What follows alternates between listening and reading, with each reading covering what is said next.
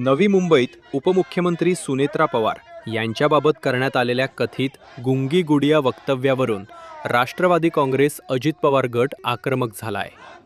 5 August रोजी नवी मुंबईत राष्ट्रवादीच्या कार्यकर्त्यांनी काँग्रेस प्रदेशाध्यक्ष हर्षवर्धन सपकाळ यांच्या विरोधात जोरदार आंदोलन केले. यावेळी कार्यकर्त्यांनी काँग्रेस विरोधी घोषणाबाजी करत जोडे मारो आंदोलन केले आणि संबंधित वक्तव्याचा तीव्र निषेध व्यक्त केला. राष्ट्रवादी काँग्रेसचे नवी मुंबई जिल्हाध्यक्ष भरत जाधव यांनी हर्षवर्धन सपकाळ यांनी तात्काळ जाहीर माफी मागावी अशी मागणी केली. माफी न मागितल्यास त्यांच्या पुतळ्याचे जाहीर दहन करण्यात येईल असा इशाराही भरत जाधव यांनी दिला. या वक्तव्यावरून आता राष्ट्रवादी काँग्रेस आणि काँग्रेसमध्ये राजकीय संघर्ष आणखी तीव्र होताना दिसत आहे. काँग्रेस पक्षाचे प्रदेश अध्यक्ष श्री हर्षवर्धन सपकाळ यांनी आमच्या नेत्या, राज्याच्या पहिल्या उपमुख्यमंत्री, आमच्या राष्ट्रीय अध्यक्ष राष्ट्रवादी काँग्रेस पक्षाच्या आदरणीय सुनेत्राताई पवार यांच्याबाबत गुंगी गुडिया असा जो उल्लेख केला, हा अशोभनीय आहे आणि पुरुष प्रधान राजकारणाला साजेसा आहे. हे काँग्रेसने त्यांच्या कालच्या बोलण्यातून दाखवून दिलं आणि वास्तविक पाहता याचा निषेध करण्यासाठी संपूर्ण राज्यभर आमची निदर्शने चालू आहेत आणि त्यातला आज आम्ही हा निदर्शनाचा पहिला टप्पा केलेला आहे.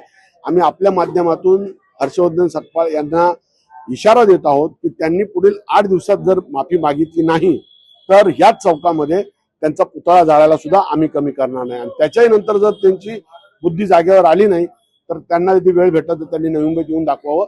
ते कसे नवी मुंबईच्या रस्त्यावरून फिरतायत हे आमचे कार्यकर्ते बघतील, आमची महिला ब्रिगेड बघेल, याचा मला विश्वास आहे. हे काही लोकांची बऱ्याच राजकीय पक्षामध्ये असतं किंवा राजकीय व्यक्तींचंही असतं की स्वतःचं अस्तित्व दाखवण्याची, अस्तित्व टिकवण्याची किंवा अस्तित्व सिद्ध करण्याची लढाई चालू असते. तशी संपूर्ण देशामध्येच काँग्रेस पक्षाची परिस्थिती आहे आणि हे अशा चुकीच्या लोकांमुळे झालेले आहे. जर यांच्याकडे काम करणारे चांगले नेते असते, काम करणारे चांगले कार्यकर्ते असते तर आज त्यांना अस्तित्व दाखवण्यासाठी लढण्याची वेळ नसते आली.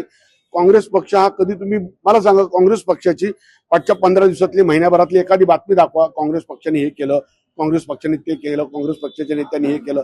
महिना 2 महिन्यात कसल्याही प्रकारचं अधिवेशनापुरतं तात्पुरतं काय असेल तो चर्चेचा विषय, पण जनमानसात आंदोलनात्मक स्वरूपाचं काय काम केलं तर मग आपण काय करू शकतो? तर काही नाही केलं तर चर्चेत येऊ शकतो. म्हणून हे काहीतरी फालतू विधानं करायची आणि चर्चेत यायचं एवढाच विषय. म्हणजे आज काँग्रेस माहित नव्हती, या आंदोलनामुळे लोकांना माहित पडायला लागले की काँग्रेस जिवंत आहे. हे उदाहरण आहे, त्यातलं दुसरं काही नाही. पण त्यांच्या या कृतीतून आहे ना, तुझं काँग्रेसला भविष्य काळामध्ये लुप्त पावल्याशिवाय राहणार नाही, मला विश्वास आहे.